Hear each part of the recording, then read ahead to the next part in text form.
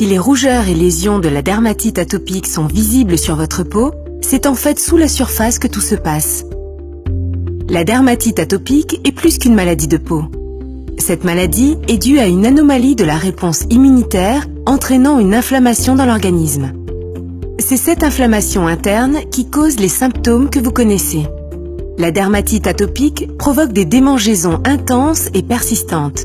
Si se gratter offre un soulagement temporaire, au long terme, cela aggrave la dermatite atopique et la démangeaison elle-même. C'est ce qu'on appelle le cycle démangeaison-grattage-lésion.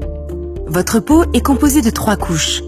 Lorsqu'une peau est saine, l'épiderme, qui est la couche externe de la peau, empêche les substances étrangères comme les bactéries, les virus et les allergènes de pénétrer. Lorsqu'on est atteint de dermatite atopique, la couche externe est plus fragile et plus sensible à l'inflammation causée par les cellules immunitaires. Les lésions causées par le grattage contribuent également à la dégradation des cellules de la peau, ce qui permet aux substances étrangères de pénétrer plus facilement. Lorsque ces substances ont franchi la barrière cutanée, les cellules immunitaires signalent à l'organisme qu'il est attaqué. Ces cellules immunitaires migrent vers les ganglions lymphatiques présents dans la deuxième couche de la peau, appelée le derme.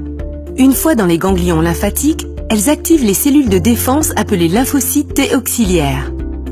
La libération de ces cellules cause les rougeurs et les lésions cutanées typiques de cette maladie. En temps normal, ces substances disparaissent rapidement. Lorsqu'une personne est atteinte de dermatite atopique, les cellules ne se désactivent pas. Ainsi, le processus inflammatoire se poursuit et la peau continue de réagir, même lorsqu'elle paraît normale à l'extérieur.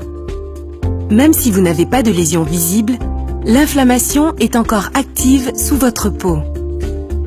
La démangeaison entraîne le grattage, ce qui fragilise encore les cellules cutanées de l'épiderme, permettant à davantage de substances étrangères d'entrer, augmentant ainsi le risque d'infection. Et le cycle démangeaison-grattage-lésion continue.